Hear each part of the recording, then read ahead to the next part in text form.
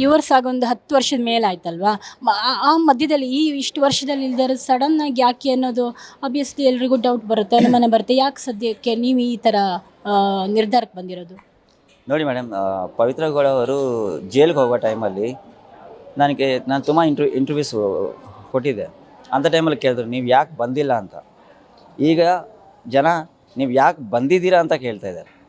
ಬಂದಿಲ್ಲ ಅಂದ್ರೂ ಕೇಳ್ತಾರೆ, ಬಂದ್ರೂ ಕೇಳ್ತಾರೆ. ಸೊ ಕೇಳೋರ್ಗೆ ಕೇಳ್ತಾರೆ, ನಾವು ಮಾಡ್ತೀವಿ. ಸೊ ನೋಡಿ, ನಂದು ಒಂದೇ ಒಂದು ಇದಿದೆ, like one life, one love, ಒಂದೇ ಜೀವನ. ಸೊ ಅದೇ ಕಂಟಿನ್ಯೂ ಮಾಡ್ತೀನಿ ಅಷ್ಟೇ. ಅಷ್ಟಿದ್ದಿದ್ರೆ ಅಂದರೆ ನಿಮ್ಮ ಮಧ್ಯೆ ಭಿನ್ನಾಭಿಪ್ರಾಯನೇ ಬರ್ತಿರ್ಲಿಲ್ಲ, ಅಂದರೆ ನಿಮ್ಮ ಮಿಸ್ಅಂಡರ್ಸ್ಟ್ಯಾಂಡಿಂಗ್ ಬರ್ತಿರ್ಲಿಲ್ಲ, ನೀವು ದೂರನೇ ಆಗ್ತಿರ್ಲಿಲ್ಲ. ಈ ಥರ ಎಲ್ಲ ಆದಮೇಲೆ ನಾನು ಕೇಳ್ತಿರೋ ಪ್ರಶ್ನೆ ಏನಂದರೆ, ಈ ಗ್ಯಾಪ್, ಈ 12 ವರ್ಷ ಡಿವೋರ್ಸ್ ಆಗಿ 12 ಇಯರ್ಸ್ ಆಯಿತು ಅಂತ ಹೇಳಿದ್ರಲ್ಲ, ಈ ಗ್ಯಾಪಲ್ಲಿ ನೀವು ಮಾತಾಡಿಲ್ಲ, ಭೇಟಿಯಾಗಿಲ್ಲ, ನೀವೆಲ್ಲನೂ ಸಪ್ರೇಟ್ ಆಗಿದ್ರಿ, ನಿಮಗೂ ಗೊತ್ತು ದರ್ಶನ್ ಅವ್ರ ಬಗ್ಗೆ ಎಲ್ಲ ಗೊತ್ತಿದ್ದ ಮೇಲೂ ಈಗ ಬಂದ್ರಿ, ಅಂದರೆ ಅವರು ಬಂದರೆ ನಾನು ಆ್ಯಕ್ಸೆಪ್ಟ್ ಮಾಡ್ಕೋತೀನಿ ಅಂತ ಹೇಳಿದ್ರಲ್ಲ, ಅದು ಏನಕ್ಕೆ ಅಂತ? ನೋಡಿ, ದರ್ಶನ್ ಅವ್ರದ್ದು ಪವಿತ್ರ ಅವ್ರದ್ದು ಒಂದು ಒಳ್ಳೆ ಫ್ರೆಂಡ್ಶಿಪ್ ಇದೆ, ಅಷ್ಟೇ ನನಗೆ ಗೊತ್ತು. ಅದರಿಂದ ಜಾಸ್ತಿ ಮಾತಾಡೋಕ್ಕಾಗಲ್ಲ. ನಾನು ಪವಿತ್ರ ಗೌಡವ್ರು ನಮ್ಮ ಪ್ರೀತಿ ಮಾಡೋದು ಅವ್ರಿಗೂ ಗೊತ್ತು. ಆ ಪ್ರೀತಿ ಯಾವಾಗಲೂ ಹೋಗಿಲ್ಲ. ನನ್ನ ಮದುವೆ ಆಗಿಲ್ಲ ಅಂದ್ರೂ ಗೊತ್ತಿರ್ಬೋದು ಅನಿಸುತ್ತೆ. ನಮ್ಮ ಅತ್ತೆಯವ್ರಿಗೂ ನಮ್ಮ ಮಾವವ್ರಿಗೂ ಎಲ್ಲರಿಗೂ ಹೇಳಿದ್ದೀನಿ, ನನ್ನ ಮದುವೆ ಆಗಿಲ್ಲ, ನನ್ನ ಮನಸ್ಸಲ್ಲಿ ಯಾವಾಗಲೂ ಅವರೇ ಇರ್ತಾರೆ ಅಂತ. ಸೊ ಇರಲಿ ಮೇಡಮ್, ನನ್ನ ಲವ್ ಅಲ್ವಾ ಇದು, ನನ್ನ ಪ್ರೀತಿ ನನ್ನ ಹತ್ರನೇ ಇರಲಿ. ಅವ್ರು ಬಂದ್ರೂ ಓಕೆ, ಬಂದಿಲ್ಲ ಅಂದ್ರೂ ಓಕೆ. ಪ್ರೀತಿ ಅಂತ ಒಂದು ಶಬ್ದ ಇದೆಯಲ್ವ, ಆ ಪವಿತ್ರ ಗೌಡ ಅಂತ ಶಬ್ದನೇ ಸಾಕು ನನಗೆ, ಆ ವರ್ಡ್ ಹೆಸರು ಸಾಕು. ಪವಿತ್ರ ಅವರು ಜೈಲಿಗೆ ಹೋದ್ಮೇಲೆ ನೀವೇನಾದರೂ ಅವರ ತಾಯಿನ, ಅಂದರೆ ನಿಮ್ಮ ಅತ್ತೆಯವರನ್ನು ಮಾತಾಡಿಸಿದ್ದು, ಏನಾದರೂ ಈ ಇನ್ಸಿಡೆಂಟ್ ಬಗ್ಗೆ ಕೇಳಿದ್ದು, ಟ್ರೈ ಮಾಡಿದ್ದು ಫೋನ್ ಮಾಡೋದಕ್ಕೆ, ಆ ಥರ ಏನಾದ್ರು ಇದೆಯಾ? ಒಂದು ಸತಿ ಫೋನ್ ಮಾಡಿದೆ, ನಾನೇ ಮಾಡಿದ್ದು, ಅವ್ರು ಮಾಡಿಲ್ಲ. ನಾನು ನಮ್ಮ ಮಾವವ್ರಿಗೂ ಅತ್ತೆಯವ್ರಿಗೂ ಫೋನ್ ಮಾಡ್ತಾಯಿದ್ದೆ, ಅತ್ತೆಯವ್ರಿಗಲ್ಲ ಮಾವ್ರಿಗೆ ಫೋನ್ ಮಾತಾಡ್ತಾ ಇದ್ದೀನಿ. ಯಾಕಂದರೆ ನನ್ನ ಮಗು ಹತ್ರ ಮಾತಾಡಬೇಕು ಅಂದರೆ ನಮ್ಮ ಮಾವ್ರಿಗೆ ಫೋನ್ ಮಾಡಲೇಬೇಕು. ಯಾಕಂದರೆ ನನ್ನ ಮಗಳ ಹತ್ರ ಫೋನ್ ಕೊಟ್ಟಿಲ್ಲ, ಇನ್ನೂ ಚಿಕ್ಕವಳಲ್ವ. ಸೊ ಮಾಡಿದ್ದೆ ಒಂದು ಸತಿ. ಜೈಲು ಹೋದ ಮೇಲೆ ನಾನು ನಮ್ಮ ಮಾವರ ಹತ್ರ ಒಂದು ಸತಿ ಮಾತುಕತೆ ಆಗಿತ್ತು. ಅವ್ರು ಹೇಳಿದ್ರು, ಮಗ ಈ ಥರ ಆಯಿತು, ನೀನು ಇಂಟರ್ವ್ಯೂ ಏನು ಹೇಳಿದ್ರು? ಪವಿತ್ರ ಈ ಥರ ಜೈಲಲ್ಲಿ ಹೋಗಿದ್ದು ಅಂತ, ನೀನು ಇಂಟರ್ವ್ಯೂ ಕೊಡ್ತಾ ಇದೀಯಾ, ಇದು ಅದು ಅಂತ. ನಿಂದಿರೋದು ನೀನು ಹೇಳು, ಏನು ನಿಜನೋ ಅದೇ ಹೇಳು ಅಂತ. ನಾನು ನಿಜನೇ ಹೇಳಿದೆ.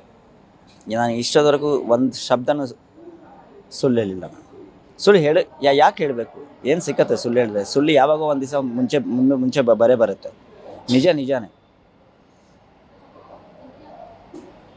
ನಿಮ್ಗೆ ಏನು ಅನಿಸುತ್ತೆ ಈಗ ಈ ಸಿಚುವೇಶನ್ನಲ್ಲಿ ಪವಿತ್ರ ಅವರು ಏನು ನಿರ್ಧಾರ ತಗೊಳ್ತಾರೆ ಮುಂದೆ ಅಂತ ಅನಿಸುತ್ತೆ? ನನ್ಗೆ ಗೊತ್ತಿರೋ ಪ್ರಕಾರ ಪವಿತ್ರ ಗೌಡ ಅವ್ರು ವೆರಿ ಸ್ಟ್ರಾಂಗ್ ಲೇಡಿ. ಅವ್ರು ಯಾವ ಡೆಸಿಷನ್ ತೊಗೊತಾರೋ, ಯಾವ ಥರ ಮುಂಚೆ ಪ್ಲ್ಯಾನ್ ಮಾಡ್ಕೊತಾರೋ, ಅವ್ರಿಗೆ ನಾನು ಎಲ್ಲ ಚಾನಲ್ಸ್ಗೂ ಫಸ್ಟ್ ಹೇಳಿದ್ದೀನಿ, ಅವ್ರ ಕೆರಿಯರ್ ಓರಿಯೆಂಟೆಡ್ ಹುಡುಗಿ. ಕೆರಿಯರ್ ಬಗ್ಗೆ ಅವ್ರು ತುಂಬ ಯೋಚನೆ ಮಾಡ್ತಾರೆ. ಸೊ ಅವಳು ಈಗಲೂ ಅವ್ರ ಕೆರಿಯರ್ ಬಗ್ಗೆನೇ ಯೋಚನೆ ಮಾಡ್ತಾಳೆ. ಕೇಸ್ನಿಂದ ಹೆಂಗೆ ಆಚೆಗೆ ಬರಬೇಕು, ಯಾಕಂದರೆ ಅದು ತಪ್ಪೇನಿಲ್ಲ, ಈಗ ಪ್ರಾಬ್ಲಮಲ್ಲಿ ಸಿಕ್ಕಾಕೊಬಿಟ್ಟಿದ್ದಾರೆ ಅಷ್ಟೇ. So she will definitely come out. Career ಬಗ್ಗೆ ಯೋಚನೆ ಮಾಡ್ಕೊಂಡು ಮುಂದೆ ಹೋಗ್ತಾರೆ ಅಷ್ಟೇ. ಈಗಿನ್ನೂ ಅವರು ಆರೋಪಿನೇ, ಅವರು ಇನ್ನೂ ಇದರಿಂದ ಹೊರಗೆ ಬಂದಿಲ್ಲ, ಈ ಕೇಸ್ನಿಂದ ಹೊರಗೆ ಬಂದಿಲ್ಲ. ಬಟ್ ಈ ಮಧ್ಯದಲ್ಲಿ ನೀವು ಏನಾದರೂ ಹೋಗೋದಕ್ಕೆ ಇಷ್ಟಪಡ್ತೀರಾ? ಅಂದರೆ ಅದೇ ಈಗ ಅಂತ ಹೊರಗಡೆ ಬಂದರು, ಅವ್ರನ್ನ ನೀವೇ ಉದ್ದೇಶಪೂರ್ವಕವಾಗಿ ಮಾತಾಡಿ, ನೀವೇ ಹೇಳಿದ್ರಿ ಒಂದು ರ್ಯಾಪೋ ನನಗೆ ಅವ್ರ ಜೊತೆ ಫ್ರೆಂಡ್ಶಿಪ್ ಇದ್ದೇ ಇದೆ ಅಂತ. ನೀವು ಹೋಗೋದಕ್ಕೆ ಇಷ್ಟಪಡ್ತೀರಾ, ಮಾತಾಡೋದಕ್ಕೆ ಇಷ್ಟಪಡ್ತೀರಾ? ನಾನು ಅವ್ರು ನಿಜವಾಗ ನಾನು ಮುಂಚೆನೂ ಹೇಳಿದೆ that if she calls me, ಅವ್ರು ಕರೆದ್ರೆ ನಾನು ಹೋಗೋದು, ಅವ್ರು ಕರೆದಿಲ್ಲ ಅಂದರೆ ನಾನು ಹೋಗಲ್ಲ. ನನ್ನ ಪಾಟಿಗೆ ನಾನೇ ಹೋಗ್ಬಿಟ್ಟು ಅವ್ರಿಗೆ ಡಿಸ್ಟರ್ಬ್ ಮಾಡೋಕ್ಕೆ ಇಷ್ಟಪಡಲ್ಲ. ಸೊ ಹೇಳ್ದೆ ಅಲ್ಲ, ಮೊಬೈಲ್ ಯಾವಾಗಲೂ ಆನ್ ಇರುತ್ತೆ. ಅವ್ರು ಫೋನ್ ಮಾಡಿಬಿಟ್ಟು ಸಂಜೀವ್ ಬಾ ಮಾತಾಡೋಣ, ಮೀಟ್ ಆಗೋಣ ಅಂದರೆ ಡೆಫಿನೆಟ್ಲಿ ಹೋಗ್ತೀನಿ. ಅವ್ರು ಬಂದಿಲ್ಲ ಅಂದರೆ ನಾನು ಹೋಗಲ್ಲ. ಈ 12 ವರ್ಷದಲ್ಲಿ ಡಿವೋರ್ಸ್ ಆಗಿ 12 ವರ್ಷದಲ್ಲಿ 12 ಇಯರ್ಸ್ನಲ್ಲಿ ಯಾವತ್ತೂ ಫೋನ್ ಮಾಡಲಿಲ್ವಾ ಅವ್ರು ನಿಮಗೆ? ಇಲ್ಲ, ಮಾತಾಡೇ ಇಲ್ಲ? ಇಷ್ಟೊತ್ತವರೆಗೂ ಇಲ್ಲ ಮೇಡಮ್. ನಾನು ಲಾಸ್ಟ್ ಭೇಟಿ ಯಾವಾಗ? ಕೋರ್ಟಲ್ಲಿ ದ ಲಾಸ್ಟ್ ಡೇ ಸೈನ್ ಆಗ್ತಾಯಿವಲ್ವ, ಅದೇ ಲಾಸ್ಟ್ ಭೇಟಿ. ಅದಾದಮೇಲಿಂದ ಯಾವಾಗಲೂ ಭೇಟಿ ಆಗಿಲ್ಲ. ನಾನು ನೋಡಿದ್ದೀನಿ, ಅಂದರೆ ಚಾನಲಲ್ಲಿ, ಯೂಟ್ಯೂಬಲ್ಲಿ ಯಾವಾಗಾದರೂ ಒಂದು ಸತಿ ನೋಡಬೇಕು ಅನಿಸಿದ್ರೆ ಗೂಗಲ್ ಓಪನ್ ಮಾಡಿಕೊಂಡು ಫೋಟೋಸ್ ನೋಡ್ತೀನಿ. ಬಿಟ್ಟರೆ ಮಾತ್ರ ಲೈವ್ ಆಗಿ ಯಾವಾಗಲೂ ನೋಡಿಲ್ಲ, ಯಾವಾಗಾದರೂ ಮೀಟ್ ಆಗಿಲ್ಲ, ಯಾವಾಗೂ ಮಾತು ಆಗಿಲ್ಲ. ಎಷ್ಟು ದಿನ ಇರಬೇಕು ಅಂದ್ಕೊಂಡಿದ್ದೀರಾ ಬ್ಯಾಂಗ್ಳೂರಲ್ಲಿ? ಅದು ಗೊತ್ತಿಲ್ಲ ಮೇಡಮ್, ಅದು ಯಾವಾಗ ಮೈಂಡ್ ಇದಾಗುತ್ತೋ ಮೋಸ್ಟ್ಲಿ ಐ ಥಿಂಕ್ ಇವತ್ತು ಹೋಗ್ಬೋದು, ನಾನು ನಾಳೆನೂ ಹೋಗ್ಬೋದು. ಎಷ್ಟು ವರ್ಷ ಆಗಿತ್ತು ನೀವು ಬ್ಯಾಂಗ್ಳೂರಿಗೆ ಬಂದು? ಸುಮಾರು ವರ್ಷ ಆಯಿತು. I think I came last when like 4 to 4.5 years ಆಗಿದೆ ಅನ್ಸುತ್ತೆ. ಮಗಳನ್ನು ಭೇಟಿಯಾಗಿಲ್ವಾ? ಇಲ್ಲ, ಮಗಳನ್ನ ಭೇಟಿ ಆಗಿಲ್ಲ. ಕೋರ್ಟ್ ಪ್ರಕಾರ ಮಗಳನ್ನ ಭೇಟಿಯಾಗೋದಕ್ಕೆ ಇಂತಿಷ್ಟು ಟೈಮ್ ಅಂತ ಇರುತ್ತಲ್ಲ, ಅದಿಲ್ವಾ? ಇಲ್ಲ, ಕೋರ್ಟ್ ನನಗೆ ಪರ್ಮಿಷನ್ ಕೊಟ್ಟಿದೆ, ನೀವು ಯಾವಾಗಾದರೂ ಹೋಗ್ಬಿಟ್ಟು ನಿಮ್ಮ ಮಗಳನ್ನ ಭೇಟಿ ಆಗ್ಬೋದು, ಫೋನಲ್ಲಿ ಮಾತಾಡ್ಬೋದು ಅಂತ. ಅದಕ್ಕೇನು ಪ್ರಾಬ್ಲಮ್ ಇಲ್ಲ. ನಿಮ್ಗೆ ಏನು ಅನಿಸುತ್ತೆ? ಈಗ ಹೊರಗಡೆ ಬಂದರು ಅವರು, ಬಂದ ತಕ್ಷಣವೇ ಅಲ್ಲಿ ವಜ್ರಮುನೀಶ್ವರ ದೇವಸ್ಥಾನ ಅಂತ ಅಲ್ಲಿ ಹರಕೆ ತೀರಿಸ್ಕೊಂಡ್ರು. ನಿಮ್ಗೆ ಗೊತ್ತಿದೆಯಾ? ಅದು ಗೊತ್ತಾಯ್ತಾ? ಹಾಂ. ನಮ್ಮದು ವಜ್ರಮುನೇಶ್ವರ ದೇವಸ್ಥಾನದಲ್ಲಿ ನಾನು ಪವಿತ್ರ ಯಾವಾಗಲೂ ಹೋಗ್ತಾ ಇದ್ವಿ. ನಮ್ಮ ಮಗಳದು ಫಸ್ಟ್ ಟೈಮ್ ಕೂದಲು ತೆಗಿತಾರಲ್ವ, ಅಲ್ಲೇ ತೆಗೆಸಿರೋದು. So it's our family god. ಅಂದರೆ ತುಂಬ ಆ ದೇವ್ರನ್ನ ತುಂಬ ನಂಬ್ತೀನಿ ನಾನು. ಪವಿತ್ರ ಗೌಡ ಅವ್ರ ಮನೆ ದೇವರು ವಜ್ರಮುನೀಶ್ವರ. ಹೌದು. ನೀವು ಮದುವೆ ಆಗಿದ್ದು ಅಲ್ಲೇನಾ? ಮಗು ಕೂದಲು ತೆಗೆಸಿ? ಮಗಳು ಕೂದಲು ಅಲ್ಲಿ ತೆಗೆಸಿರೋದು. ಬಟ್ ನಾನು ಪವಿತ್ರ ಯಾವಾಗಲೂ ಹೋಗ್ತಾ ಇದ್ವಿ, ಆ ದೇವಸ್ಥಾನಕ್ಕೆ ಹೋಗ್ತಾ ಇದ್ವಿ, ಒಟ್ಟಿಗೆ ಇರುವಾಗ ಹೋಗ್ತಾ ಬರೋದು. ತುಂಬ ನಂಬ್ತಾರಾ? ತುಂಬ ನಂಬಿಕೆ ಇದೆಯಾ ಆ ದೇವ್ರ ಮೇಲೆ? ವಜ್ರಮುನೀಶ್ವರ ಅವ್ರ ಮನೆ ದೇವ್ರ ಅದು? ಹೌದು ಮೇಡಮ್. ತಾಯಿ ಜೊತೆಗೆಲ್ಲ ಹೌದು.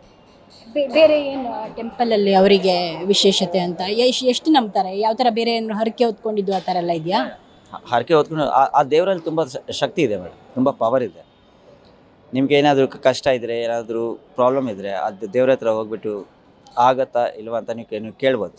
ಹೂವು ಬೀಳುತ್ತೆ, ಆಗತ್ತೆ ಅಂದರೆ ಹೂವು ಕೆಳಗಡೆಗೆ ಬೀಳುತ್ತೆ, ಹಾಗೆ ಆಗುತ್ತೆ. ತುಂಬ ಸ್ಟ್ರಾಂಗ್ ದೇವರು ಮೇಡಮ್ ಅವರು. ಮತ್ತೆ ಯಾವ ದೇವ್ರ ಮೇಲೆ ನಂಬಿಕೆ ಇದೆ ಪವಿತ್ರ? ಆರಾಧಿಸೋದು ಯಾರನ್ನ? ಯಾವ ದೇವರನ್ನ? ಎಲ್ಲ ದೇವ್ರನ್ನ ಆರಿಸ್ತಾರೆ, ಬಟ್ ವಜ್ರಮುನಿ ದೇವಸ್ಥಾನ ತುಂಬ ಜಾಸ್ತಿ. ನೀವು ಭಾಳ ಸಲ ಹೋಗಿದ್ದೀರಾ? ಹೌದು. ಮುಂಚೆಯಿಂದ ಅಲ್ಲೇ ಇದ್ರ ಸರ್? ತಲಗಟ್ಪುರದಲ್ಲೇ ಇದ್ರ ಅವರು? ಇಲ್ಲ, ನಾನು ತಲಗಟ್ಪುರದಲ್ಲಿ ಇರಲಿಲ್ಲ. ತಲಗಟ್ಪುರ ನಮ್ಮ ಪವಿತ್ರ ಗೌಡ ಅವರ ತಾತನ ಊರು. ಅದು ಮಿಸ್ಟರ್ ಸ್ವರ್ಗೀಯ ಶ್ರೀ ಚೌಡಪ್ಪ ಗೌಡ್ರ ಅಂತ ಅವ್ರ ಹೆಸರು. ಅದು ಅಲ್ಲಿಂದ ನಮ್ಮ ಮಾವರು ಸ್ವಂತ ಮನೆ ಬಂದುಬಿಟ್ಟು ಉಪ್ಪಿನಕಾಯಿ ಫ್ಯಾಕ್ಟ್ರಿ ಯಲ್ಚಿನಹಳ್ಳಿ ಅಂತ ಜಾಗದಲ್ಲಿ ಅವ್ರದ್ದು ಸ್ವಂತ ಮನೆ. ಅಲ್ಲಿಂದನೇ ನಮ್ಮ ಮದುವೆ ಆಗಿ ಅಲ್ಲೇ ಇದ್ದಿತ್ತು.